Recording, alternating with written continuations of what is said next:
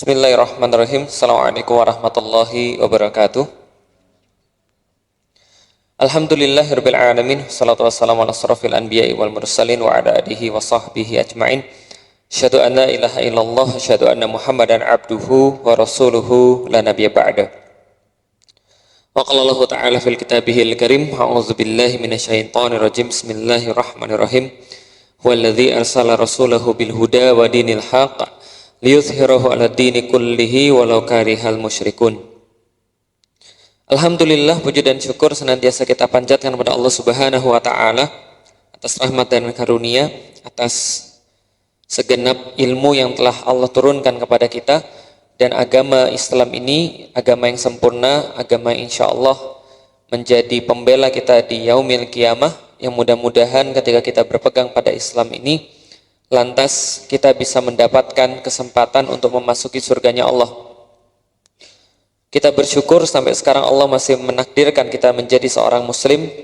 Allah masih menjaga keimanan di dalam dada kita, karena di saat fitnah-fitnah melanda, di saat pemikiran-pemikiran salah itu berada di mana-mana, maka kita harus terus dan tetap bahkan lebih kuat untuk meningkatkan keimanan kita. Dan mudah-mudahan kita tetap berada dalam agama ini sampai kematian menjemput kita. Salam dan salam semoga tercurah dan terlimpahkan kepada baginda Nabi besar Muhammad sallallahu alaihi wasallam, manusia yang telah mencontohkan jalan hidup yang sempurna, yang tidak ada duanya, yang tidak ada satupun sekutu dengannya. Dan mudah-mudahan kita senantiasa bisa untuk meniti jalan itu, meneladani Rasulullah sallallahu alaihi wasallam baik secara perbuatan, perkataan ataupun diamnya. Dan mudah-mudahan dengan meniti jalan sunnahnya itu kita mendapatkan juga bagian daripada syafaatnya nanti di yaumil qiyamah, dan mudah-mudahan kita memasuki surganya Allah. Alhamdulillah, ikhwani fillah, insyaallah dirahmati Allah, baik yang ada di Al-Fatih Islamic Center juga yang berada di dunia online. Alhamdulillah, kita melanjutkan kembali kajian kita, yaitu adalah kajian kitab Islam Rahmatan lil Alamin, yaitu adalah buku yang kita gunakan untuk menjadi sebuah standar dalam pembinaan di Yuk Ngaji, jadi komunitas Yuk Ngaji. Dan kita sudah sampai pada bab kesalahan kapitalisme dan kesalahan sosialisme. Jadi sekedar mereview, dalam bab pertama ini kita membahas tentang akidah, kita membahas tentang keimanan. Jadi kalau teman-teman sekalian sudah mengikuti dari awal, kita sudah sampai pada pembahasan bahwa Islam itu adalah agama sekaligus din yang berbeda dengan yang lain.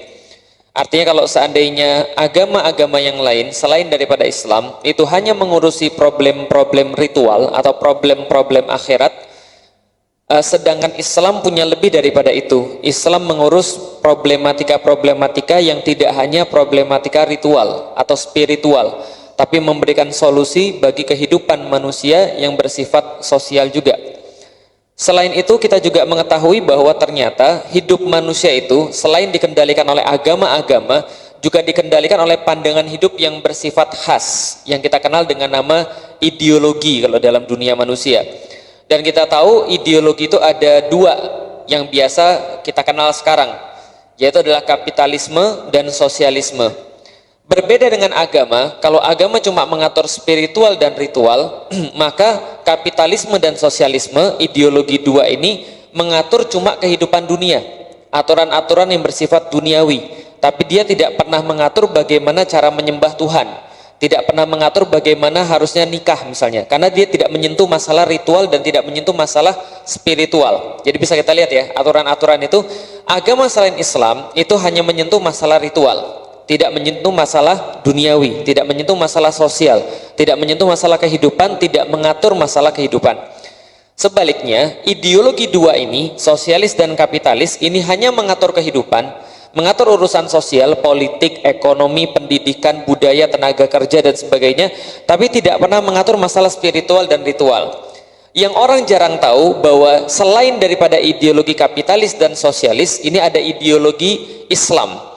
Yang Islam ini adalah ideologi sekaligus agama. Jadi dia punya aturan spiritual dan ritual di satu sisi, dia juga punya aturan politik, ekonomi, kehidupan, budaya, sosial di sisi yang lain. Nah, maka Islam adalah agama sekaligus din. Itu yang sudah kita bahas. Dan untuk membuktikan bahwa Islam adalah agama sekaligus din yang mengungguli segala-galanya, yang Rasulullah Shallallahu Alaihi Wasallam bersabda, al-Islamu ya'lu wa la yu'la alaihi, itu bahwa sesungguhnya Islam itu tinggi dan tidak ada yang lebih tinggi daripadanya. Maka kita membahas kesalahan-kesalahan agama dan kesalahan-kesalahan ideologi selain Islam. Kemarin kita sudah bahas tentang kesalahan Yahudi dan Nasrani sebagai agama. Bagaimana kemudian mereka tidak bisa menyediakan solusi bagi manusia, baik secara akidah ruhiyah, apalagi akidah siasah. Nah, pada hari ini kita akan membahas ideologi-ideologi dan bagaimana kesalahan ideologi-ideologi itu dibandingkan dengan Islam. Nah, pertama, kapitalisme dan sosialisme adalah ideologi atau mabda yang lahir karena kezaliman dan penindasan gereja pada abad pertengahan. Dorongan yang lahir waktu itu menolak intervensi agama sama sekali atau menerimanya dengan syarat. Dari sinilah sejarah kapitalisme dan sosialisme sebagai ideologi kemudian bermuara dan berkembang. Ini satu paragraf, tapi penjelasannya insya Allah 45 menit ke depan. Ya, jadi begini maksudnya teman-teman sekalian. Saya cuma mengulangi saja, saya sudah menyampaikan materi ini berkali-kali, tapi mungkin teman-teman mungkin ada beberapa yang baru mendengar, tapi saya ulangi lagi supaya teman-teman lebih memahami apa yang dimaksud dengan kehidupan ini. Jadi gini teman-teman sekalian, kalau teman-teman memahami bahwa Islam ini adalah sekedar ibadah ritual, maka teman-teman sudah gagal. Lah kenapa sudah gagal? Karena sudah saya katakan berkali-kali lagi bahwa masalah manusia bukan hanya masalah ritual. Betul, ketika teman-teman punya masalah ritual, ketika teman-teman merasa lemah, teman-teman merasa perlu menyembah sesuatu, maka teman-teman mau nyembah sesuatu. Zaman dulu orang nggak dikasih tahu nyembahnya nyembah siapa, nggak dikasih tahu cara nyembahnya, maka dia cari yang dia mau sembah, pohon besar, lalu kemudian dikasih sesajen, misal begitu, karena dia nggak tahu cara nyembahnya seperti apa. Dia lihat batu besar, dia sembah, gitu kan ya. Dia lihat misalnya orang ganteng, dipasang fotonya, kan gitu kan ya. Itu cara-cara nyembah, karena nggak dikasih tahu. Nah, tapi kalau Anda menganggap masalah manusia cuma ada pada cara penyembah saja, maka Anda gagal. Karena itulah agama Islam bukan tentang hanya masalah menyembah saja, tapi tentang problematika kehidupan ini bagaimana diselesaikan, baik itu berkaitan dengan masalah ritual, spiritual, dan juga masalah selain itu. Nah, kalau kita berbicara tentang dunia pada zaman dulu, dunia zaman dulu tuh begini ceritanya. Jadi pada tahun-tahun sekitar tahun 1400-an sampai dengan tahun 1700-an itu terdapat pergolakan politik yang sangat luar biasa di Eropa. Kalau kita ambil sebelum itu lagi, semuanya bermula kira-kira tahun 300-an, tahun 400-an. Kita tahu tahun 300-an itu ada sebuah kota yang didirikan oleh Konstantin Agung, namanya Konstantinopel, yang sudah saya juga sampaikan berkali-kali materinya. Kenapa dinamakan Konstantinopel? Karena yang mendirikan adalah Konstantin. Konstantin ini memindahkan ibu kota Romawi, Imperium Romawi, dari Romawi Barat, yaitu adalah kota Roma itu sendiri, menuju kota Konstantinopel yang dia temukan lebih kepada ke arah timur, yang sekarang jadi kota Istanbul. Tapi perubahannya tidak hanya itu. Perubahannya adalah waktu itu agama Nasrani yang sedang dieksploitasi, yang sedang dizolimi, yang sedang dihabisi, itu mulai lambat laun mendapatkan tempat di masyarakat Eropa. Bagaimana cara mereka mendapatkan tempat di masyarakat Eropa? Dakwah mereka berhasil. Ketika dakwah mereka berhasil, maka Kaisar Konstantin itu kemudian mengakui agama Katolik, agama Kristen sebagai bagian daripada negara. Dijadikanlah agama Katolik ini sebagai agama negara. Sampai di sini paham ya? Makanya ada terkenal namanya Konsili Nisea. Jadi konsili yang dilakukan di kota Nisea yang sekarang namanya kota Iznik, namanya kota Iznik, itu Nisea. Pada tahun 325 salah satunya diputuskan bahwa Yesus adalah salah satu Tuhan daripada Tuhan yang tiga. Tapi poin yang ingin saya sampaikan di sini adalah tahun 300-an itu, 325 tepatnya, itu agama Nasrani, agama Katolik, Kristen itu menjadi agama resmi Romawi, Imperium Romawi. Ini harus difahami dulu. Apa efeknya ketika agama dijadikan sebagai bagian daripada negara, maka seluruh hukum-hukum gereja itu dijadikan sebagai hukum negara. Gampangnya begitu. Jadi dari ditekan, dari dibunuhi, dari dicari-cari kemana-mana, ini agama jadi agama negara. Ketika sudah jadi agama negara, terbentuklah sebuah sistem sosial politik. Bagaimana sistem sosial politiknya? Terbagi masyarakat menjadi beberapa kelas. Apa saja? Kelas pertama itu kelas para borjuis, kelas para landlord, kelas para tuan-tuan tanah. Mereka yang memiliki tanah-tanah banyak, mereka memiliki kekuasaan, bangsawan-bangsawan, keturunan raja yang dikatakan berdarah biru itu. Tahu kenapa dikatakan berdarah biru? Belum tahu. Sejarah mengatakan darah biru itu asalnya dari sini. Jadi orang itu nggak pernah pergi keluar rumah. Jadi di kastil melulu gitu kan ya, makan tidur di kastil, dilayani. Karena nggak pernah kena sinar matahari, pigmennya ini kemudian jadi nggak punya warna, sehingga kulitnya itu saking putihnya terus tembus pandang. Nah, kalau misalnya antum lihat tangan antum ini warnanya apa? Nadinya ini urut nadi. Warnanya biru kan ya. Bayangin kalau seluruh badannya kemudian nggak pernah kena sinar matahari, pigmennya kurang, nah itu urat-uratnya kelihatan warna biru. Makanya dibilang kaum darah biru. Lah kenapa yang lain nggak darah biru? Ya karena kerja. Nah gitu loh maksudnya. Jadi kalau antum nggak kerja, antum jadi darah biru, paham ya? Setelah itu mati, gitu kan ya. Nah ini adalah kemudian kaum darah biru ini, bangsawan-bangsawan ini disebut dengan landlord. Ini adalah lapis kelas yang paling atas. Di bawah landlord itu ada yang namanya kaum gerejawan. Jadi orang-orang gerejawan ini mereka tinggal di gereja, para rahib, para rohaniwan, dan mereka mendapatkan kelas khusus, yaitu kelas di bawahnya landlord. Lah kenapa? Karena mereka inilah yang senantiasa mensupport landlord dengan fatwa-fatwa mereka yang itu menguntungkan pada landlord. Misal, para rohaniwan berbicara begini, Tuhan telah memilih negara kita untuk menjadi bagian daripada kekuasaannya dan untuk menyebarkan kekuasaan Tuhan. Maka raja ini adalah sejatinya wakil daripada Tuhan. Paham maksudnya? Kalau raja adalah wakil daripada Tuhan, berarti raja tidak boleh diprotes. Raja tidak boleh diprotes, tidak boleh didebat. Raja tidak boleh disalahi, tidak boleh untuk kemudian dilawan, gitu kan ya. Lah kenapa? Karena dia wakil Tuhan di dunia. Dan konsekuensi yang lain, kalau raja adalah wakil Tuhan di dunia, maka semua kata-kata raja adalah firman Tuhan yang harus ditaati sama seperti kitab suci. Paham ya? Makanya kemudian berkembang di Eropa sebuah slogan Adeo Rex Arege Lex, bahwa sesungguhnya raja itu dipilih oleh Tuhan dan raja itu adalah firman-Nya Tuhan. Adeo Rex Arege Lex, Tuhan memilih raja, raja menentukan hukum bagi masyarakat. Berarti setiap kata-kata raja adalah ketentuan yang harus dipatuhi dan harus dilaksanakan. Nah, makanya rohaniwan itu menjadi lapis kedua. Lapis ketiga, jadi setelah landlord, para bangsawan, para borjuis, kemudian yang kedua adalah para rohaniwan atau para rahib gitu kan, para gerejawan. Yang ketiga ini ada para ilmuwan, para pemikir. Mereka ini adalah para filsuf, para ilmuwan. Mereka kemudian senang pada ilmu, senang pada kebijaksanaan, senang pada ya apapun lah yang bersifat karya-karya ilmiah. Yang paling bawah ini adalah kaum proletar atau kaum pekerja. Mereka yang dilahirkan dengan hak untuk jadi pekerja dan kewajiban untuk jadi pekerja. Jadi kalau seandainya landlord ini lahir dengan hak memerintah, mau ini lahir dengan hak diperintah, paham ya? Lah jadi Pak, Bu, kenapa kita harus bekerja? Karena kamu itu budak, karena kamu itu rakyat jelata. Karena kamu rakyat jelata, maka takdir rakyat jelata adalah mengabdi pada raja. Kata siapa? Tanya aja sama tukang gerejawan. Loh kalau saya nggak percaya, masuk neraka kamu, paham? Jelas ya? Jadi disinilah kemudian letaknya. Ketika sudah terjadi begitu terus, maka gereja itu mewarnai hampir segala-galanya, tapi sebenarnya yang berkuasa adalah landlord tadi.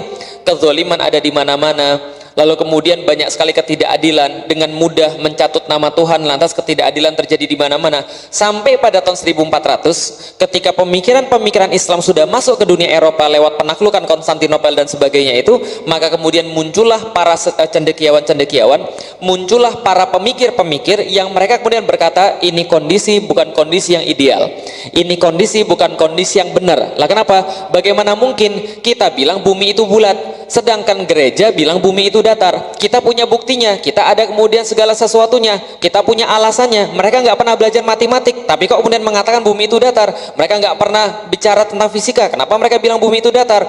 Tentang kimia dan sebagainya, ini kita semua ada percobaannya. Kenapa kita ditentang? Gara-gara kita dibilang sesat, ini nggak benar, maka kita harus melawan. Melawannya gimana? Nggak bisa melawan. Lah kalau mereka melawan, cap bid'ah, dalam bahasa Latinnya heretik itu langsung disematkan pada mereka. Lah kalau disematkan, bahaya. Yang laki-laki kena gantung, yang perempuan kena bakar, gitu kan ya. Ini yang terjadi. Mereka nggak bisa apa-apa, maka mereka menyebarkan pemikiran-pemikiran mereka untuk menolak yang namanya doktrin agama itu lewat karya-karya seni mereka.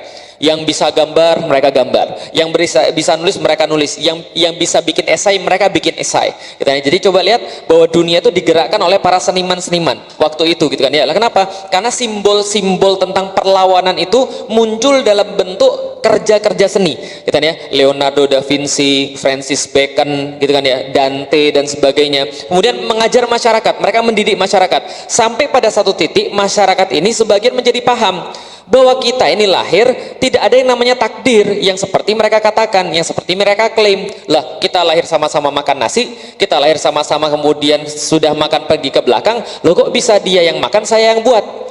Kenapa bisa saya yang nanam padi, lalu kemudian saya nanam gandum, kemudian saya nanam segala macam, saya kerjain, dia yang makan. Sedangkan saya nggak cukup makan, sedangkan dia berlebih-lebihan, sampai kemudian nggak perlu keluar rumah. Cuma gara-gara dia lahir anak raja, muncul pemikiran-pemikiran semacam ini. Maka terjadilah sebuah perlawanan yang besar, yang akhirnya perlawanan ini dari tahun 1400 sampai tahun 1700. Tahun 1700 muncul yang namanya Renaissance. Jadi proses Renaissance itu terjadi dari tahun 1400-an sampai tahun 1700-an. 300 tahun mereka memperjuangkan nasib mereka agar tidak ditindas oleh gereja dan oleh landlord, gitu kan ya. Nah, selama 300 tahun itulah kemudian setelah mereka berhasil menggulingkan dengan slogan bunuh raja yang terakhir, gantung dia dengan menggunakan usus pendeta yang terakhir, kan gitu. Artinya agama dan kerajaan ini sama-sama korup, nggak bisa dibiarkan. Salah satu potret itu bisa dilihat dalam film Robin Hood yang sudah sering saya sampaikan. Robin Hood itu kan adalah rakyat biasa yang kemudian melawan para landlord, Sheriff of Nottingham, gitu ya. Lalu kemudian punya Sheriff of Nottingham itu punya teman-teman banyak orang-orang gereja yang senantiasa mensupport dia. Di antara orang-orang gerejawan itu ada yang berkhianat dalam tanda kutip, kemudian mihak Robin Hood, kan gitu. Nah, itu potret masyarakat yang pada saat itu ngambil harta dari yang kaya, sebarkan untuk yang miskin, gitu ya. Kemudian ketika dikatakan kamu maling dong, enggak, saya enggak maling, saya cuma memberikan seseorang haknya sendiri, gitu ya. Itu kata-kata dia, itu menggambarkan kondisi bagaimana sebelum terjadinya Renaissance itu. Nah, Renaissance terjadi, kemudian terjadi perubahan sosial di Eropa, maka muncullah kekosongan dalam kehidupan. Jadi gini ceritanya, selama ini politik senantiasa diatur dengan agama.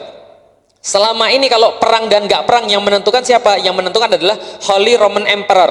Holy Roman Emperor itu ditentukan oleh siapa? Oleh Paus. Paus bilang perang, perang. Paus bilang nggak perang, nggak perang. Semuanya dijustifikasi agama. Politik dijustifikasi agama. Ekonomi kemudian mengikut pada agama. Fatwa-fatwa agama yang menggerakkan. Seluruh kehidupan itu yang mengendalikan awalnya adalah landlord dan gereja.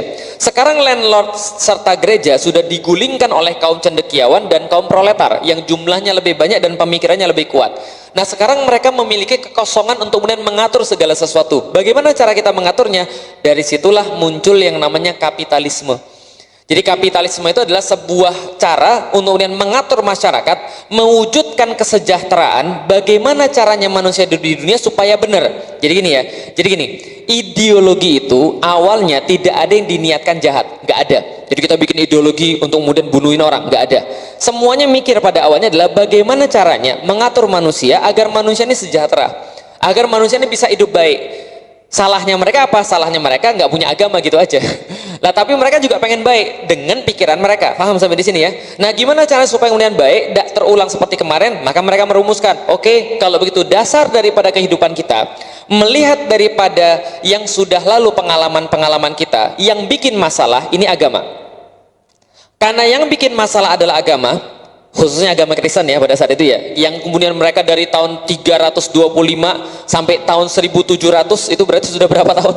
Hitung sendiri, itu kami sudah berpengalaman jelek sekali dengan agama ini. Kami nggak mau lagi terulang. Kami udah bosen ratusan tahun kami itu merasa ditindas, merasa kemudian tidak dihargai, merasa ini yang jadi bikin masalah. Kalau begitu, dasar pertama kita adalah pisahkan agama dengan kehidupan. Sampai kapanpun agama tidak boleh masuk ke dalam kehidupan. Lah kenapa? Kamu mau balik lagi ke zaman lalu? Kamu mau kalau ngomong nggak boleh? Kamu mau kalau misalnya mengadakan penelitian kamu ditangkap atas nama kemudian kamu itu heretik, kamu itu bid'ah, kamu itu sesat, kamu dibakar, kamu digantung atas dasar agama? Nggak mau. Lah kalau begitu nggak boleh agama masuk dalam kehidupan. Oke, ini asasnya jelas.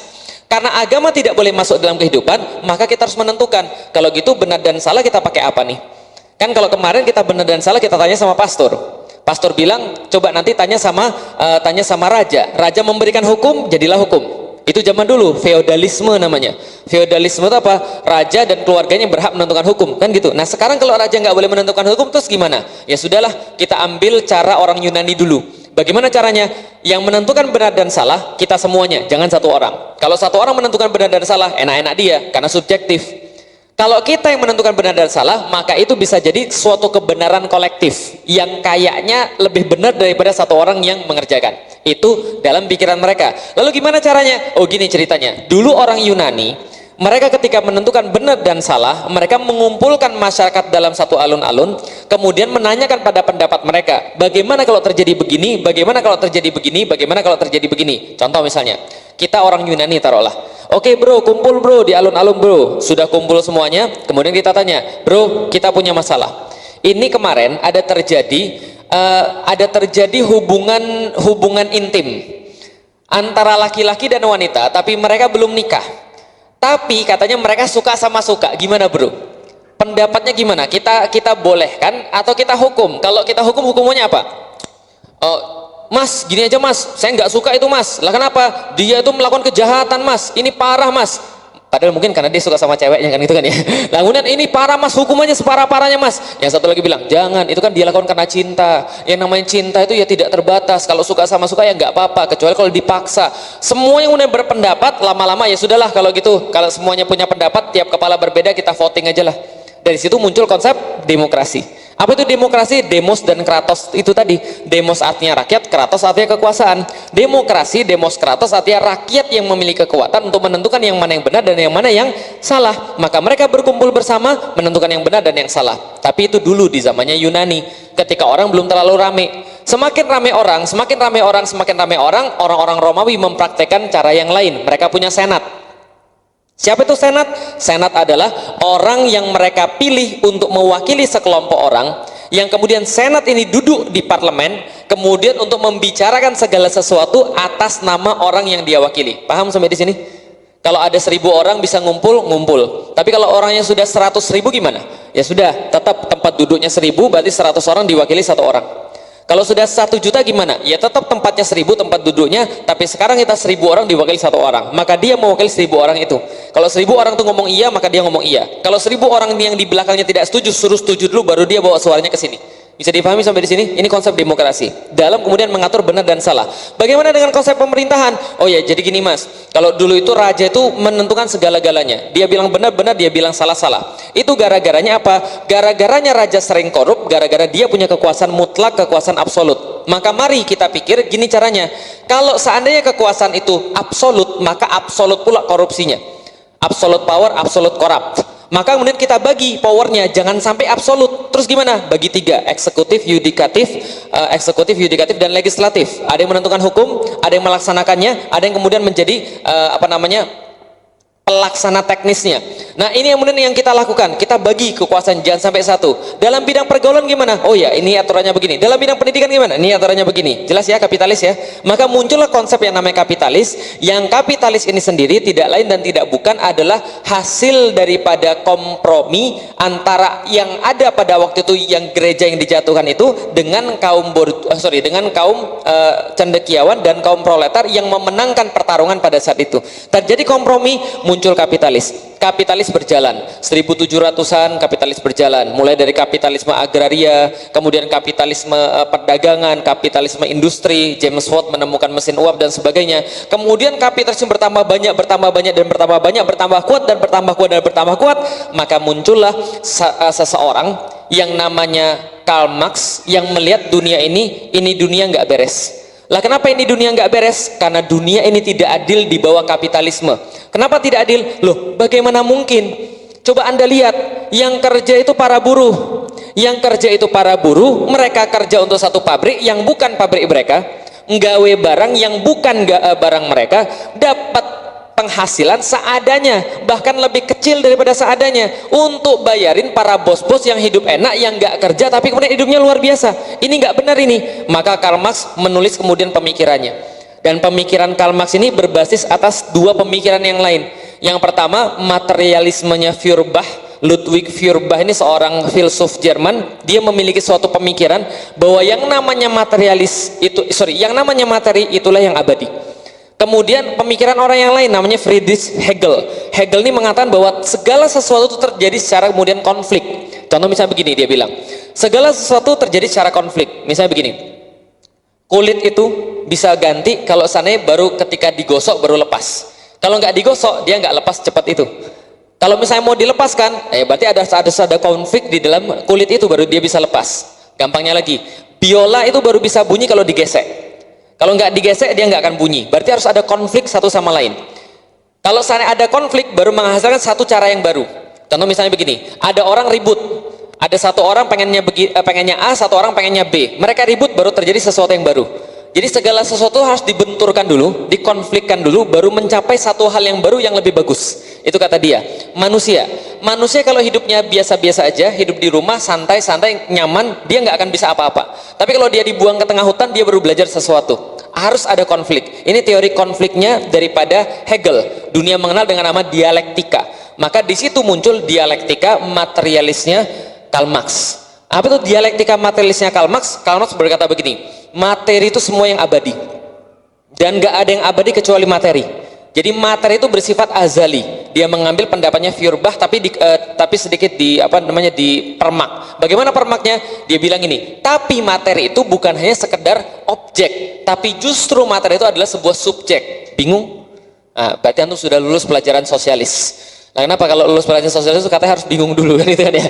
Nah, jadi gini, maksudnya gini, contoh nih, kata-katanya Karl Marx, saya benci semua Tuhan.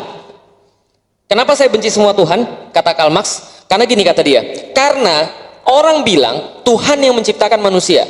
Kata saya, manusia menciptakan Tuhan. Karena Tuhan itu cuma sebuah ide. Sedangkan pemikiran manusia yang membuat ide itu, manusia itulah yang nyata, Tuhan tidak. Karena manusia ada materinya, Tuhan gak ada materinya bro. Paham tuh? Wah, saya udah jadi kayak komunis gitu kan ya. Jadi kira-kira begitulah, paham ya? Jadi Karl Marx itu dialektika materialisnya mengatakan bahwa yang nyata satu-satunya adalah materi, dan materi adalah subjeknya, bukan objeknya. Jadi kalau ada seseorang manusia itu dikatakan bahwa manusia diciptakan Tuhan, itu katanya salah, karena Tuhan itu tidak nyata, sedangkan manusia nyata. Berarti manusialah yang pikirannya menciptakan Tuhan. Jelas sampai di sini? Maka Karl Marx mengatakan bukan pikiran yang kemudian menciptakan materi, tapi materi itulah yang menciptakan pikiran. Berarti sebelum ada pikiran, ada materi dulu. Kalau tidak ada pikiran, nggak ada materi, nggak ada pikiran. Paham antum? Itulah namanya materialisme dialektika, dialektika materialis, dan dialektika historis ada lagi. Jadi gini, Karl Marx berkata begini. Kalau kita melihat orang-orang primitif, sebenarnya orang-orang primitif itu komunis katanya. Nah, kenapa? Bayangan gini, orang-orang primitif bisa kebayang? Nggak bisa kebayang ya? Ya, yang kayak di film, kayak di buku-buku itu loh. Orang-orang primitif. Anggaplah aja ada manusia primitif ya. Manusia primitif ini dia hidupnya komunis. Nggak ada kelas, nggak ada pembagian tugas, nggak ada apapun, nggak ada kemudian kewajiban apapun, nggak ada hak apapun. Semuanya adalah komunis, bekerja sendiri-sendiri. Nah, tapi lama-kelamaan orang-orang yang banyak ini berantem karena kan berinteraksi. Setelah berantem jadi tahu, oh dia lebih kuat, dia lebih rendah. Muncul kemudian kelas-kelas. Setelah muncul kelas-kelas, muncul pembagian tugas. Karena kamu sudah kalah sama saya, cuci baju. Karena kamu sudah kalah sama saya, bikinin saya rumah. Karena kamu sudah kalah sama saya, begini-begini. Nah, dari kemudian pembagian kelas ini muncul feodalisme. Lama-lama keluarga yang kuat ini menjadi lebih kuat, dia kemudian bisa milih. Makanya orang kaya itu anaknya cantik-cantik. Lah kenapa? Karena dia bisa milih, paham? Nah, sisanya itu bagi keluarga yang nggak kaya, gitu kan ya. Makanya jelek-jelek. Maka orang jelek bertambah jelek, orang kaya bertambah cakep, paham ya? Jadi kalau antum bisa melihat wajah antum jelek, mungkin antum keluarga proletar gitu ya. Paham ya saya? Jadi bayangkan masyarakat komunis awal yang menurut Karl Marx ini saya menjelaskan konsep dialektika historis gitu kan ya. Nah, jadi masyarakat komunis awal ini, yang masyarakat primitif ini sudah saling mengalahkan pembagian tugas. Setelah pembagian tugas, gampangnya begini, karena saya yang kuat, saya harus milih kemudian siapa yang saya suka. Ketika dia pilih misalnya, oh ini yang putih cantik misalnya menurut saya, lalu kemudian dia nikahi, muncul anak-anaknya nanti kemudian berkuasa lagi, kemudian milih lagi, berkuasa lagi, milih lagi, maka ada keluarga kerajaan, feodalisme yang saya tadi bilang sebelum munculnya kapitalis. Nah, menurut Karl Marx, setelah masyarakat primitif komunis ini, lalu kemudian masyarakat yang membagi kelasnya sendiri karena sudah mengalahkan satu sama lain, lalu kemudian muncul masyarakat yang namanya masyarakat feodalisme, lalu setelah masyarakat feodalisme muncul masyarakat kapitalis. Seperti yang tadi kita cerita sejarahnya, kapitalis klasik. Setelah itu muncul masyarakat kapitalisme modern, tahap perkembangan selanjutnya daripada kapitalisme sekarang. Lah kenapa dia bilang kapitalisme tidak akan bisa lanjut lagi, sama seperti agama juga tidak akan laku lagi.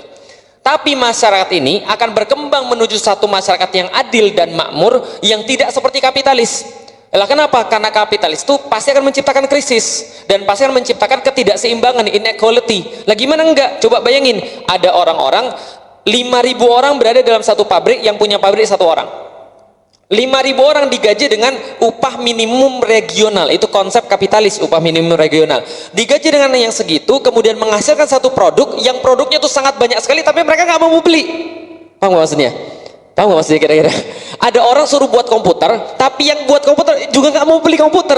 Bisa dipahami maksudnya? Nah ini kondisi kapitalis. Maka kondisi seperti ini pasti akan hancur. Maka nanti akan terbentuk masyarakat komunis yang sejati tadi. Nah ini menurut Karl Marx dialektika historis. Nah, karena itulah dia bilang, ketika kita mengembangkan masyarakat ini, maka kita harus melihat alat-alat produksi yang dia punya, model-model produksi yang dia punya. Karena kondisi sosial masyarakat, menurut Karl Marx, ditentukan oleh cara-cara produksinya. Ketika zaman dulu orang berburu dan meramu, maka kondisi sosial politiknya seperti ini. Ketika kemudian orang berdagang, kondisi sosial politiknya begini. Ketika dia masuk fase industri, kondisi sosial politiknya begini. Berarti nanti kondisi sosial politik seperti apa? Dipengaruhi oleh alat-alat produksi atau cara-cara produksi. Maka dalam sosialis, komunis, senantiasa yang dipakai jadi simbol pasti alat-alat produksi di zamannya. Betul begitu? Lihat aja kalau nggak percaya. Lambangnya PKI apa? Kenapa Palu Arit? Iseng. Alat produksi. Kalau lihat kemudian orang-orang sosialis demo, apa yang zaman sekarang? Apa kemudian yang jadi simbolnya? Gerigi, roda gigi itu loh. Lama mesin. Paham ya? Alat-alat produksi pasti milihnya begitu. Lah kenapa? Itu akidahnya gitu kok. Jadi antum tuh bisa menebak orang ini haluan mana, aktivitasnya akan seperti apa, itu dari kemudian akidahnya. Kalau antum sudah memahami akidahnya kayak tadi, oh ini orang sosialis, maka wajar ketika dia ini gambarnya alat-alat produksi gitu kan ya, gigi, roda, palu, arit, apalagi kalau zaman sekarang laptop, mungkin sekarang gambarnya laptop, oh tapi nggak keren Ustaz gambarnya laptop. Nah tapi ya kira-kira gitulah.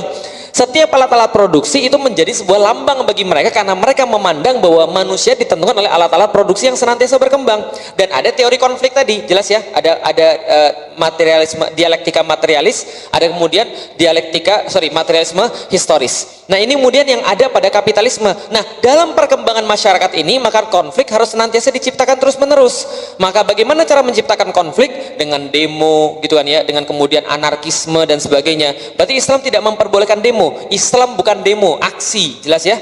Kalau demonstrasi itu pasti ada sesuatu yang harus dibakar, harus ada sesuatu yang dihancurkan. Lah kenapa? Menurut kapitalis, sekali lagi, teori dialektika materialis itu mengharuskan adanya konflik. Harus ada tesis, harus ada antitesis, baru jadi sintesis. Berarti harus ada benturan, bisa dipahami ya. Nah tapi kalau Islam tidak begitu, nanti kapan-kapan kita jelasin antara demo dan aksi. Yang kita bahas sekarang adalah sosialis. Maka sosialis ketika kemudian ingin mengubah masyarakat, dia harus menggunakan tadi. Tapi sosialis mengatakan begini, tapi bro, kita punya penghalang-penghalang yang menyebabkan orang itu tidak mau untuk berpindah menuju masyarakat komunis yang hakiki tadi.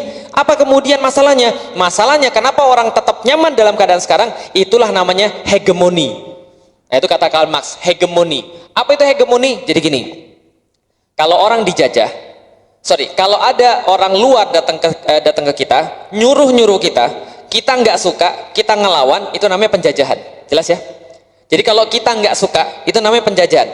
Tapi kalau Anda diambil hartanya, kemudian Anda dipukulin orang, lalu Anda rela, itu namanya hegemoni. Jelas maksudnya? Jadi hegemoni kapitalisme itu seperti apa? Dia berkata begini, Karl Marx, hegemoni kapitalis adalah ketika orang-orang rela diperes, rela bekerja, rela kemudian dizolimi demi sesuatu yang dia harapkan tanpa dia ketahui sebenarnya dia itu dijajah, tapi dia rela. Gampangnya zaman sekarang beginilah. Ketika Belanda datang ke Indonesia gitu kan ya, lalu kemudian ketika Belanda menjajah Indonesia, lalu ketika kita dijajah terus tiba-tiba ada orang yang bilang begini, bro jangan gitu bro, kita harus banyak bersyukur. Lah kenapa? Gara-gara ada Belanda kita jadi punya jembatan, dulu kita nggak punya jembatan, paham? Nah kayak gini-gini, ini terhegemoni. Jadi dia tuh saking kemudian, kayaknya fisiknya keren banget bro, ini kayaknya bagus bro, terhegemoni. Padahal dia dijajah tapi rela, paham nggak? Kalau dijajah nggak rela ya namanya penjajahan. Tapi kalau dijajah rela itu namanya hegemoni. Dan menurut dia agama itu juga sumber hegemoni. Kenapa manusia kemudian rela ketika dijajah? Ya nggak apa-apa, ini dunia kok. Nanti kan kita kan tujuannya surga bro. Nggak apa-apa lah dunia dizolimi, nggak apa-apa. Sabar aja bro. Ustadz jangan provokatif. Ustadz tuh memberikan kedamaian, memberikan ketenangan. Walaupun mati ya mati dengan tenang. Paham ya selesai ya? Nah ini kemudian nggak boleh hegemoni tadi. Nah makanya orang-orang yang kemudian tahu tentang hal seperti ini, mereka menolak. Karl Marx mengatakan agama adalah candu bagi masyarakat yang menyebabkan masyarakat itu tidak mau berpikir dan tidak mau kemudian untuk berubah. Nah kenapa itu menghalangi kita untuk membuat masyarakat komunis hakiki tadi? Bisa difahami ya? Nah maka kemudian ini yang kemudian pandangan Karl Marx tentang agama. Maka dia nggak senang dengan agama. Saya benci dengan semua Tuhan. Agama harus disingkirkan supaya perubahan ini cepat. Lah dia pikir memang itulah kemudian kesejahteraan muncul daripada proses produksi yang kemudian bisa disamaratakan, nggak seperti kapitalis. Bisa difahami sekarang ya? Oke, berarti kemunculan kapitalis antum sudah tahu. Lalu kemudian hasil reaksi daripada kapitalis adalah sosialisme yang kemudian menganggap bahwa apa yang dilakukan oleh kapitalis salah. Maka Karl Marx mengeluarkan manifesto komunis. Apa itu manifesto komunis? Bahwa kalau kita mau masyarakat komunis yang hakiki, maka cara produksi harusnya begini, maka tata kerja harusnya begini, maka sumber daya alam harusnya dibagi begini, begini, begini. Maka kalau Anda mau kemudian berada di sebuah negara, negara harus tugasnya begini, begini, begini, begini. Persis kayak tadi kapitalis. Masih ingat tadi? Ketika kapitalis itu muncul, ketika kaum proletar dan kaum cendekiawan menang, mengalahkan gereja dan mengalahkan para landlord, mereka harus memutuskan sendiri aturan-aturan duniawi, betul kan ya? Bagaimana pemerintahan yang akhirnya diputuskan dengan demokrasi, gitu kan ya? Bagaimana cara menentukan, benar dan salah demokrasi, pemerintahan yang trias politika dan sebagainya. Nah, sama kayak sosialis, dia menawarkan konsep-konsep lagi, harusnya dipakai begini, begini, begini. Kalau kapitalis mengatakan semuanya bebas memiliki apapun, kalau aku mengatakan tidak bebas memiliki apapun, tapi semuanya harus diambil oleh negara dan dipergunakan untuk seluruh masyarakat dengan kemudian adil seadil-adilnya, tidak seperti kapitalis. Maka kalau ada yang punya pabrik, pabrik itu tidak boleh dimiliki oleh individu. Pabrik itu dimiliki oleh negara, 5.000 orang kerja, diambil kemudian hasilnya dibagi rata pada 5.000 orang itu. Itu utopianya luar biasa. Makanya orang bilang utopia. Makanya orang kapitalis bilang, alah utopia. Ini ngayal kamu. Karena nggak bisa begitu bro. Tapi betul, akhirnya kapitalis benar, kapitalis tetap ada, sosialisme hancur duluan. Lah kenapa kapitalisme tetap ada dan sosialis hancur duluan? Karena sosialis akhirnya kemudian diwujudkan oleh Lenin, diwujudkan oleh kemudian Mao Zedong dan sebagainya. Tidak seperti yang kemudian diidam-idamkan oleh Karl Marx. Karena Karl Marx lupa mempertimbangkan ada faktor-faktor yang lain. Contoh misalnya, manusia nggak bisa disamain bro. Menurut antum cantik, saya belum tentu cantik. Menurut antum jelek, menurut saya belum tentu jelek, gitu kan ya. Menurut antum enak, menurut saya belum tentu enak. Antum cukup makan 2, saya mungkin cukup makan setengah.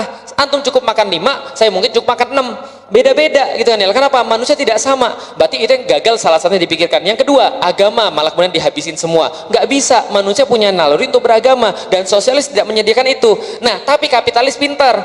Sosialis hancur, kapitalis sudah mau hancur, tapi gimana cara supaya dia nggak hancur? Dia ambil bagian daripada sosialis, dia cangkokkan kepada dia. Ya konsep keadilan sosial itu. Lalu kemudian kapitalis punya kapitalis jadi punya tunjangan kesehatan, tunjangan sosial, gitu kan ya. Bahwa kemudian pengemis-pengemis dijamin. Padahal dalam sistem kapitalis sebenarnya nggak ada. Jadi dalam sistem kapitalis yang nggak bisa berproduksi itu adalah bagian daripada beban negara, nggak bisa dipelihara. Tapi muncul konsep-konsep kemudian sosialis yang dicangkokkan kepada kapitalis, konsep yang seperti tadi. Nah itu yang kemudian perlu kita bahas. Nah kalau anu sudah memahami semua itu, anu sudah bisa lihat ini tabelnya. Jadi tabelnya bisa difahami dengan sangat mudah sekali. Coba kita lihat kalau nggak percaya. Oke, perbandingan sumber ajaran kapitalis dan sosialisme, sama-sama akal manusia. Yang kemudian merumuskan sosialis adalah misalnya contoh Karl Marx, tapi dia dipengaruhi oleh pemikiran Feuerbach dan juga pemikiran Hegel misalnya. Akal manusia juga merumuskan kapitalis, dirumuskan oleh Adam Smith, dilanjutkan oleh kemudian David Ricardo, Keynes dan sebagainya. Konsepsi akidahnya, kapitalisme berdasarkan pada sekulerisme, yaitu memisahkan antara agama dan kehidupan. Anda sudah tahu kenapa? Karena mereka punya pengalaman buruk terhadap agama. Sedangkan konsepsi akidah sosialisme adalah materialisme, yaitu mengatakan bahwa hanya materi yang bersifat hakiki, yang lain tidak. Yang tidak nyata itu tidak bisa kemudian dianggap sebagai sesuatu yang benar. Berarti yang nyata hanya materi. Sebelum kita ada materi, setelah kita ada materi, dan materi adalah satu-satunya yang bersifat abadi. Berarti semua itu dilihat dari segi materi. Bagaimana mengembangkan manusia? Sama kayak mengembangkan materi yang lain, harus diadu, harus kemudian dibuat konflik. Bagaimana kemudian mengembangkan satu masyarakat? Diadu, dibuat konflik supaya nanti berkembang. Jelas sampai di sini? Oke, kalau gitu kita lihat bahwa itu adalah materialisme. Asas kapitalisme, asas manfaat. Pertimbangannya untung rugi. Kalau ada untung diambil, kalau nggak untung nggak diambil. Kalau pertimbangannya sosialisme, materialisme, dialektika. Sudah saya bahas tadi bahwa segala sesuatu itu berubah dari satu bentuk ke bentuk yang lain kalau dibenturkan. Maka harus dibuat konflik supaya kemudian muncul sesuatu yang baru. Kesesuaian dengan fitrah manusia sama-sama tidak sesuai. Kenapa? Karena dalam kapitalisme keperluan manusia terhadap Tuhan tidak terbatas pada ibadah saja atau ritual, tapi juga ada nilai-nilai yang lain yang dia kemudian perlukan dari Tuhan. Sedangkan sosialis malah menolak semuanya. Maka jelas sekali, itu adalah kemudian sosialisme dan kapitalisme. Kesalahan kapitalisme, konsepsi mabda ini mengajarkan pemisahan agama dan kehidupan. Artinya akidah tersebut bertentangan dengan fitrah manusia yang lemah, saling memerlukan, dan kemudian serba terbatas. Maka ini tidak fitrah, termasuk kekuasaan untuk mengatur kehidupan dunianya, seolah-olah kemudian manusia lebih tahu daripada Tuhan, serta menjadikan akal yang cenderung berubah-ubah sebagai sumber ajaran juga menunjukkan ketidakkonsistenan ajaran ini. Kenapa? Karena akal manusia bisa berubah antara satu dengan yang lain, bisa berubah antara waktu ini dengan waktu yang lain. Ide pemisahan antara agama dan kehidupan itu bukan sebab pertimbangan rasional, tapi usaha kompromi yang tadi sudah kita cerita. Kompromi antara siapa? Dari cendekiawan dan proletar kepada gerejawan dan para landlord. Ini sudah jelas. Kesalahan sosialisme juga ada dua. Satu, karena dia tidak menganggap manusia punya naluri beragama. Padahal secara penampakan siapapun bisa melihat dengan jelas bahwasanya manusia itu lemah dan memerlukan sesuatu untuk disembah. Ketika manusia memerlukan sesuatu untuk disembah, maka harus ada kemudian yang disembah yang benar, yaitu adalah Tuhan. Nah, dia menafikan semua itu.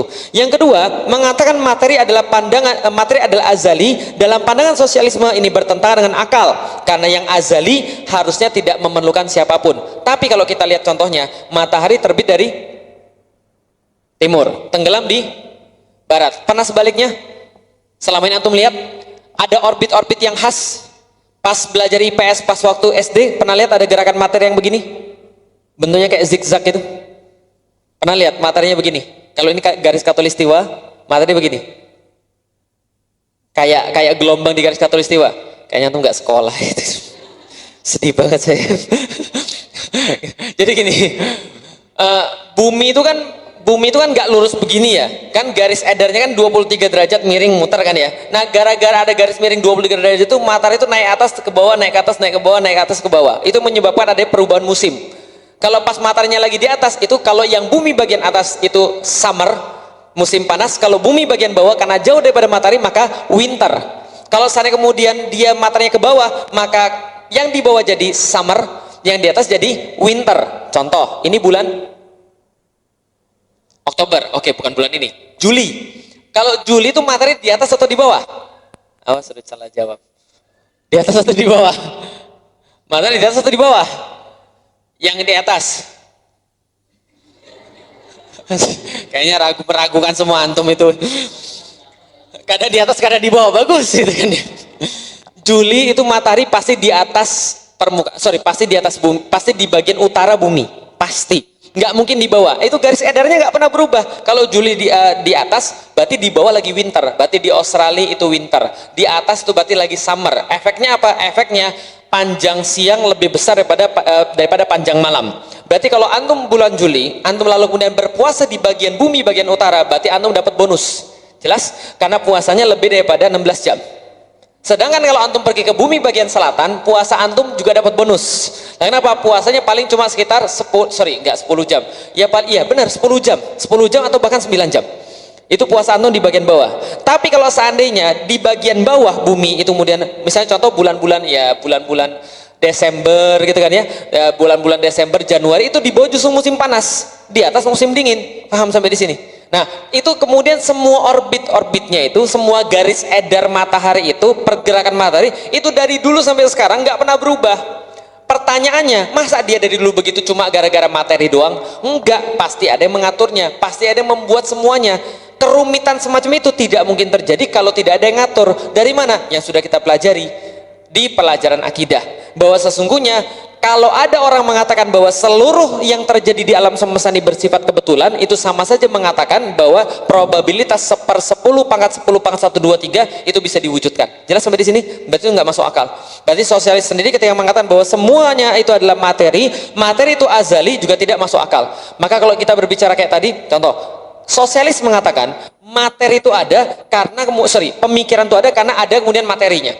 Materi itu kemudian masuk ke kepala kayak cermin, kata dia. Nah, itulah kemudian pandangan kita tentang materi itu adalah sebenarnya cerminan atas materi. Hampir betul.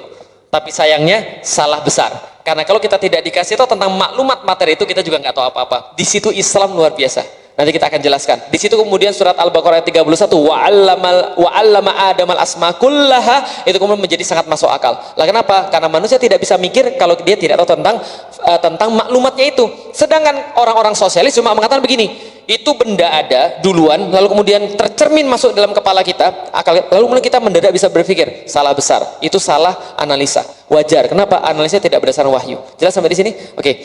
Berarti itulah kesalahan sosialisme dan kesalahan kapitalisme. Alhamdulillah kita sudah selesai dalam kemudian pembahasan kesalahan sosialisme dan kapitalisme. Nah, sekarang tinggal paragraf yang terakhir. Alhamdulillah kayaknya benar-benar bisa selesai dalam pertemuan ini. Keunggulan Islam sebagai agama dan mabda alternatif. Saat ini Islam yang utuh memang tidak bisa kita lihat. Karena kenyataannya saat ini Islam tidak diterapkan secara menyeluruh. Jadi kalau konsepnya masyarakat sosialisme HQQ itu, nah kalau di dalam Islam yang utuh itu tidak diterapkan secara utuh. Kenapa? Karena memang tidak diterapkan secara menyeluruh, baru sebagian saja. Tapi bukan berarti Islam tidak layak untuk mengatur seluruh aspek kehidupan. Jika Islam dikaji dan dipahami lebih mendalam, tentu akan terlihat bahwa Islam adalah satu-satunya agama dan mabda yang utuh, sempurna dan paripurna, layak untuk diterapkan di tengah-tengah manusia. Islam berlandaskan pada akidah Islam, yakni keimanan pada Allah, malaikat, Rasul, kitab, hari kiamat, serta qada wal qadar.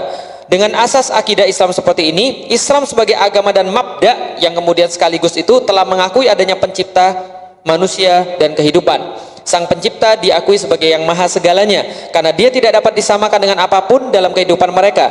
Islam juga mengakui kelemahan dan keterbatasan manusia yang merupakan fitrahnya. Karena itu manusia tidak akan bisa memisahkan diri dengan Allah dalam keadaan apapun. Ini yang melahirkan adanya idrak atau kesadaran. Ini yang membedakan antara antum dengan sosialis dan kapitalis. Ini yang membedakan antara antum dengan muslim abangan. Jelas. Kesadaran itu, idrak. Kesadaran apa? Kesadaran itu yang menyebabkan bahwa dia itu sadar bahwa dia itu adalah hambanya Allah. Tidak bisa dipisahkan, gitu kan ya. Nah, kesadaran mengenai perlunya aturan dalam segala bentuk aspek kehidupan dari Allah, bukan dari yang lain. Islam yang dibangun berdasarkan konsep tauhid, pengakuan terhadap satu Tuhan, juga sangat memuaskan akal manusia. Hanya Allah yang berhak disembah dan dialah satu-satunya Tuhan. Oke, balik lagi ke halaman 30. Tabel perbandingan kesalahan kapitalisme dan sosialisme. Sekarang coba jawab sumber ajaran perbandingannya. Kapitalisme dari akal manusia, sosialisme dari akal manusia, Islam dari mana? Wahyu. Bagus, udah paham ya? Jadi bedanya apa? Orang kapitalis melihat kondisi nggak ideal, lantas dia rumuskan dengan kepala dia. Oh, ini idealnya mas, ternyata enggak. Sosialis melihat kapitalis enggak ideal, dia rumuskan berdasarkan kepalanya, ternyata makin enggak ideal. Tapi Islam, bro, akal anda itu tidak bisa mengetahui kehidupan. Lah kenapa? Anda cuma hidup berapa lama? Anda hidup berapa lama sih? 60 tahun, 70 tahun, 80 tahun? 80 tahun sudah pikun. Pertanyaannya, berapa banyak informasi yang bisa dikumpulkan dalam 80 tahun? Bisa dipahami? Oh, tapi saya suka baca mas. Berapa buku yang bisa antum baca dalam kehidupan itu? Dan berapa banyak yang antum pahami dalam yang antum baca itu? Tetap terbatas. Untuk memahami seluruh kehidupan itu hampir mustahil manusia bisa mengumpulkan segala macam informasi untuk memformulasi sebuah bentuk yang benar untuk manusia itu sendiri. Paham maksudnya kira-kira? Contoh kayak begini misalnya. Menurut antum makan antum yang paling pas itu berapa banyak? Segini Ustaz, oke, anggaplah maka segini terus. Sudah setahun, oh ternyata saya salah. Lah kenapa? Harusnya idealnya nggak begini. Pernah merasa begitu nggak? Mengurus anak apalagi? Ya Allah, ternyata saya salah. Harusnya pas dia 3 tahun saya begini. Harusnya selama pas dia 5 tahun sampai 8 tahun saya begini. Ternyata salah. Ternyata, tapi nggak bisa diulang lagi. Paham nggak kira-kira saya? Antum yang belum menikah ini ya, antum mau baca buku parenting sebanyak apapun, mau nonton parenting sebanyak apapun, ya. Tapi kalau sudah antum nikah, antum pasti nyesel. Lah kenapa? Ternyata yang gini lebih bagus. Ternyata gini lebih cocok. Tapi kalau antum dari Allah, sudah beres semua. Lah kenapa? Karena konsepnya dari yang menciptakan antum, yang tahu semua tentang antum, yang nurunin seluruh ilmu yang ada di dunia gitu loh maksudnya. Baik yang benar atau yang dibuat manusia jadi salah. Gitu kan ya. Itu kemudian ini kemudian yang terjadi. Nah, maka kalau kita kemudian berdasarkan wahyu Allah, semua sudah beres. Nah, keyakinan itu dari mana? Pembuktian Allah itu ada, manusia itu diciptakan Allah. Berarti yang paling tahu manusia adalah Allah Subhanahu wa taala. Yang paling logis, jangan pakai akal manusia, pakai Allah. Kan itu yang paling logis. Kecuali kalau dia nggak yakin Allah. Jelas ya sampai di sini ya. Ada orang, kamu ngomong aja ini dunia bro, bukan akhirat. Ya kalau dia nggak yakin Allah ya begitu. Kalau dia nggak yakin Tuhan ya begitu. Dia nggak mau pakai aturan Tuhan. Lah kenapa? Karena dia nggak yakin. Lucunya manusia begitu. Sama Tuhan nggak yakin, sama dokter yakin. Paham ya? Karena dia yakin, dia tahu dokter itu adalah sudah belajar dulu lebih daripada dia. Dia tahu dokter itu sudah kemudian PPT atau PTT. PTT, PTT itu apa sih ya? Nggak penting gitu kan ya. Nah, dia sudah kemudian praktek lapangan. Dia sudah kemudian baca buku ini dan buku itu. Dia sudah dibimbing langsung oleh dokter. Bisa difahami. Contoh kayak begini saya. Oke, kita andaikan yang lain ya. Antum sakit, panas badan, mata berkunang-kunang, pala pusing. Lalu kemudian apa lagi? Ulu hati sakit. Sekarang pertanyaan saya sama antum, logikanya, antum mau nyembuhin diri sendiri lebih cepat mana? Antara antum mencoba segala sesuatu untuk menyembuhkan diri antum sendiri, atau antum pergi ke dokter? Logikanya, kalau antum menyembuhkan diri antum sendiri, bisa jadi sembuh atau tidak? Bisa jadi, tapi bisa jadi juga mati. Paham ya maksud saya? Contoh ya, taruhlah begini ya. Saya lagi sakit nih, saya punya masalah nih. Bro, gue punya masalah nih bro. Lah kenapa? Gue sakit, tapi gue akan menemukan cara untuk mengatasi sakit gue ini. Oke, badan gue panas, berarti panas lawannya dingin. Mau teori dialektika tadi kan itu kan ya. Panas lawannya dingin. Berarti karena badan saya panas, saya harus kemudian berenang. Dia berenang, mati betul ternyata bukan itu masalahnya, bukan didinginkan saja, tapi ada yang lain. Oh, ulu hati saya sakit, berarti saya harus makan barang-barang berbentuk hati ya. Jadi biar kemudian masuk ke sini jadi hati gitu kan ya. Antum tebak-tebakan, antum bisa jadi benar, bisa jadi salah. Bisa jadi benar, bisa jadi salah. Tapi kalau salah, antum resiko. Bisa pahami kira-kira selesai? Kenapa antum nggak pergi dokter? Yang dia sudah belajar memang di situ, yang dia memang sudah praktek di situ. Kalaupun dia salah, nggak salah-salah banget gitu loh maksudnya. Kalau dia salah, antum nggak akan mati. Paling salah kemudian diagnosa. Tapi kalau antum salah sekali mati, bisa dipahami kira-kira selesai? Nah, kalau antum mengibaratkan kehidupan antum seperti itu, ngapain antum coba-coba percaya sama manusia yang belum tentu benar, yang dia cuma berdasarkan pengetahuan yang dia mampu baca, yang dia mampu komprehensi, yang dia mampu pahami. Sedangkan antum punya Allah yang nyiptain antum, yang tidak akan mati, yang tahu segala-galanya, yang menciptakan manusia. Logis nggak kalau antum masih pakai aturan selain Allah? Paham nggak kira-kira saya? Nah, itu contoh aturannya. Sumber aturannya adalah sumber aturannya Allah. Konsepsi akidahnya, kalau kapitalisme adalah sekuler, kalau sosialisme adalah materialisme. Kalau konsepsi akidah Islam, kita datang dari Allah, akan kembali kepada Allah, dan akan mempertanggungjawabkan semua yang dilakukan di dunia ketika kembali kepada Allah. Jelas. Asas manusia, asasnya manfaat. Materialisme dialektika adalah asasnya sosialis. Kalau asasnya orang Muslim, ayo. Kalau sosialis berdasarkan dialektika, teori konflik. Kalau sekuleris berdasarkan asas manfaat, yang manfaat diambil, yang nggak manfaat diambil. Kalau Islam halal haram ridho Allah, bagus. Oke, halal haram ridho Allah ya. Tapi kalau di dunia halal haram, karena halal haram ya ridhonya Allah. Kesesuaian dengan fitrah manusia. Kapitalis tidak sesuai, sosialis tidak sesuai. Islam nggak nyuruh Anda untuk tidak nikah, ya. Jadi kalau Anda tidak nikah, membujang itu boleh, tapi tidak nyunah. Karena nikah adalah sunnah Rasul. Islam tidak nyuruh Anda tidak beragama sebagaimana sosialis. Islam tidak mengatakan Anda cuma memakai agama ketika di masjid saja, seperti kapitalis. Islam sesuai dengan fitrah manusia. Maka setiap yang manusia senang, Islam pasti punya solusinya. Tapi saya senang makan babi, Ustaz. Oh, Islam punya solusinya, ada kambing. Paham ya? Jadi nggak harus babi kan ya? Oh, tapi Ustaz, saya tuh pengen di sini, Ustaz. Saya tuh senang kalau bersama wanita. Boleh, nikah dulu. Gitu kan ya? Oh, Ustaz, saya tuh senang bersama laki-laki. Mati aja, paham ya Ustaz saya? Islam tuh fitrah. Jadi Islam tuh tidak melarang antum untuk bersenang-senang, tapi Islam tuh menempatkan kesenangan itu pada posisinya. Paham ya? Islam tidak melanggar antum untuk menikmati sesuatu. Toh Islam justru menyuruh antum untuk di jalan nikmat. Ihdinas siratal mustaqim, siratal ladzina an'amta 'alaihim. Jalan yang kami minta ya Allah, jalan yang banyak nikmatnya ya Allah. Karena semua manusia senang nikmat, semua manusia senang bahagia, semua manusia senang yang enak-enak. Maka Islam kasih itu kemudian pada Anda. Nah, itulah yang dimaksud dengan keunggulan Islam sebagai agama dan mabda, bukan alternatif bagi saya. Mabda satu-satunya harusnya menjadi pilihan manusia yang berakal dan manusia yang pintar, gitu ya. Jadi itulah Islam, dan itulah kemudian akhir daripada kajian kita. Alhamdulillah Allah telah memberikan kepada kita kemudahan untuk kemudian mengakhiri kajian ini. Kita selesai bab pertama. Insya Allah di pertemuan berikutnya kita masuk di bab kedua, manusia dan agama.